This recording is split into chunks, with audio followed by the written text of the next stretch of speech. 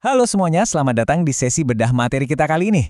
Pernah nggak sih kalian lagi nunggu di perlintasan, lihat kereta lewat dengan kencangnya, terus ngebatin, kenapa sih kereta nggak bisa langsung ngerem aja kalau ada rintangan di depannya? Nah, hari ini kita bakal bongkar tuntas fisika di balik pertanyaan itu. Ini bukan cuma teori di atas kertas ya, tapi bener-bener pemahaman yang bisa nyelamatin nyawa. Kita bakal lihat langsung kenapa, secara harfiah, ngeberhentiin kereta mendadak itu adalah sebuah kemustahilan. Jadi, ini dia pertanyaan utamanya. Kesalahan terbesar kita adalah nyamain cara kerja kereta dengan mobil yang biasa kita bawa sehari-hari. Kita mikirnya santai aja. Kalau ada bahaya, masinis kan tinggal injak pedal rem dalam-dalam, kelar urusan. Padahal nggak gitu konsepnya. Asumsi salah kaprah inilah yang sering banget berujung fatal di perlintasan. Mobil dan kereta itu beroperasi di bawah hukum fisika dan skala mekanika yang sangat-sangat berbeda. Coba deh kalian bayangin angka ini, 600 ton. Ya, 600 ton. Itu adalah berat rata-rata satu rangkaian kereta penumpang yang ditarik 8-12 gerbong. Dan asal tahu aja, angka luar biasa itu bahkan belum ngitung berat para penumpang atau barang bawaan di dalamnya loh. Jadi ngeberhentiin benda seberat 600 ton yang lagi lari kenceng, wah, itu kunci pertama buat paham betapa rumitnya urusan pengereman ini. Nah, buat paham seberapa rumitnya, mari kita kupas dulu soal hukum fisika dasarnya, yaitu tentang massa dan energi. Kalian pernah dengar yang namanya energi kinetik kan? Gampangnya gini, setiap benda yang bergerak pasti punya energi ini. Cara ngitungnya ya setengah dari massa benda dikalikan kuadrat kecepatannya. Masalahnya, massa kereta itu kan raksasa banget. Ditambah kecepatannya juga tinggi, jadi energi kinetiknya bener-bener gila-gilaan besarnya.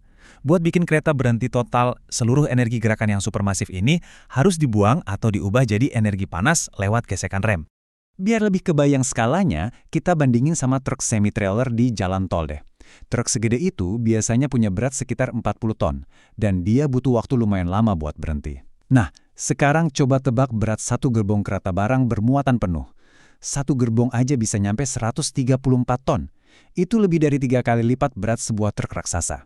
Dan ingat kan, kereta barang itu biasanya narik puluhan gerbong sekaligus di belakangnya.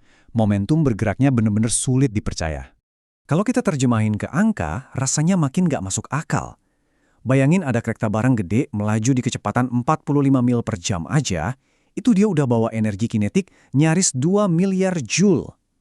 Apa sih artinya di dunia nyata? Kalau energi itu dilepaskan seketika, itu setara sama daya ledak lebih dari 1000 pon, atau sekitar setengah ton, dinamit TNT. Sistem pengereman kereta itu harus sanggup nyerap ledakan energi sebesar itu secara pelan-pelan tanpa bikin roda atau relnya meleleh karena kepanasan. Gila kan? Terus, ada satu masalah fisika lagi yang bikin kereta makin susah berhenti, minimnya gesekan. Kereta api itu sengaja dirancang punya roda baja yang jalan di atas rel baja supaya gesekannya serendah mungkin. Tujuannya biar efisien bawa beban super berat tanpa buang-buang tenaga. Tapi, ini ibarat pedang bermata dua. Gesekan yang sangat rendah ini bikin cengkraman roda ke rel jadi benar-benar minim. Jadi sangat susah buat ngehentiin laju keretanya dengan cepat tanpa bikin rodanya tergelincir atau slip. Terus, dengan fisika yang sedemikian ekstrim, gimana sih cara kerja sistem pengeremannya? Kita bahas mekanika rem udaranya ya. Nah, cara kerja rem kereta ini tuh mungkin kebalikan dari tebakan kita. Jadi gini, sistem pipa rem di sepanjang kereta itu diisi tekanan udara normal sekitar 5 bar. Kalau di mobil kan kita nekan cairan buat ngedorong rem. Tapi di kereta, pas masinis mau ngerem, dia justru mengurangi tekanan udara di dalam pipa itu. Penurunan tekanan ini yang justru memicu udara dari tabung cadangan masuk ke silinder, terus neken blok rem ke roda. Intinya, justru dengan membuang angin, rem kereta baru mengunci dan bekerja. Tapi, proses ngebuang angin ini justru menciptakan kendala baru yang namanya brake delay time, alias waktu jeda pengereman.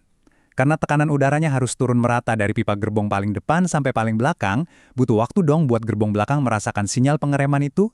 Sinyalnya emang merambat secepat suara, tapi buat kereta yang panjangnya ratusan meter, jeda ini bisa ngabisin waktu yang amat berharga, sampai beberapa detik. Dan selama detik-detik itu berlalu, keretanya masih melaju dengan kecepatan penuh. Lalu, ada variabel lain lagi di luar mesin yang bikin jarak dan waktu berhentinya makin panjang dan nggak bisa ditebak. Percaya deh, ngerem kereta itu jauh lebih rumit daripada sekedar neken tuas. Jarak berhentinya sangat dipengaruhi sama kecepatan awal, berat keretanya, sampai waktu reaksi si masinis, yang manusia biasa butuh setengah sampai 1 detik penuh buat merespons. Belum lagi kita harus lihat, relnya datar, nanjak, atau nurun. Terus gimana cuacanya? Rel yang kena hujan bakal bikin roda baja makin kehilangan daya cengkramnya. Semua faktor ini numpuk jadi satu, bikin pengereman itu mustahil dilakukan secara mendadak. Dan ini bukan sekedar ngira-ngira doang loh. Para insinyur transportasi bahkan harus pakai model matematika yang super rumit, kayak rumus Mason atau model Pedelak. Rumus-rumus ini penuh banget sama angka koefisien gesekan, gradien sudut, sampai persentase pengereman. Ini ngebuktiin kalau sekedar buat menghitung estimasi di mana kereta itu bakal berhenti aja, butuh ilmu matematis yang sangat presisi. Sebegitu kompleksnya realitas di lapangan. Sekarang, mari kita terjemahkan semua fisika rumit tadi ke dunia nyata. Jarak berhentinya emang seberapa jauh sih? Siap-siap, karena ini adalah realitas yang cukup menakutkan. Kalau ada kereta melaju santai di kecepatan 45 km per jam aja, dia butuh jarak sekitar 130 meter buat benar-benar berhenti. Gimana kalau kecepatannya naik jadi 120 km per jam? Kecepatan segini wajar banget buat kereta jarak jauh. Kalau lagi di kecepatan itu, keretanya butuh jarak lebih dari 800 meter. Ya, kalian nggak salah dengar. Nyaris 1 km penuh sejak masinis menarik tuas, barulah raksasa besi itu bisa berhenti total. Dan hal krusial yang perlu kita sadari dari data tadi adalah jarak yang nyaris sekilometer itu sebagiannya udah habis terpakai bahkan sebelum keretanya benar-benar mulai melambat. Ingatkan soal waktu reaksi masinis dan jeda angin rem tadi? Di kecepatan 100 km per jam, dalam kedipan mata atau 1 detik aja, kereta udah nyelonong maju sejauh 30 meter. Fakta ini jadi bukti telak bahwa berhenti secara tiba-tiba itu murni mustahil terjadi. Jadi, pelajaran penting apa yang bisa kita ambil buat keselamatan kita dari semua hukum fisika ini? Mungkin ada yang kepikiran gini, kan ada rem darurat, tarik aja dong. Bener, rem darurat itu ada. Tapi kalau dipakai, semua tekanan udara di pipa bakal dibuang seketika, secara drastis. Efeknya, pengereman gerbongnya jadi nggak rata. Gerbong depan mungkin ngerem keras, tapi gerbong belakangnya bisa jadi masih melaju dan ngedorong dari belakang. Hasilnya malah makin fatal, gerbong bisa nabrak satu sama lain, terseret atau bahkan anjlok dari rel, alias derailment. Masinis benar-benar nggak bisa ngentiin kereta secara paksa tanpa naruh ratusan nyawa penumpangnya dalam bencana besar. Karena fakta-fakta inilah, otoritas seperti PT KAI nggak pernah capek ngasih peringatan keras. Kereta api itu bukannya arogan dan nggak mau berhenti buat kalian, tapi secara mekanis dan hukum fisika mereka emang nggak sanggup melakukannya. Mengabaikan sirine atau nekat nerobos palang pintu perlintasan itu sama persis dengan sengaja menempatkan diri kalian tepat di jalur kekuatan raksasa yang nggak ada obatnya. Dan itu membawa kita pada pertanyaan penutup hari ini. Setelah kalian lihat sendiri betapa gilanya angka masanya, peliknya sistem jeda pengereman, sampai fakta bahwa butuh hampir 1 kilometer penuh buat berhenti. Lain kali pas palang perlintasan udah mulai turun dan kalian tergoda buat nancap gas menerobos, coba tanya ke diri sendiri. Beneran nih, kalian mau mempertaruhkan nyawa cuma buat nantangin nyaris 2 miliar joule energi kinetik yang sama sekali nggak bisa dihentikan? Karena ingat, saat kita yang kecil ini mencoba melawan inersia mesin raksasa, fisika pasti selalu menang.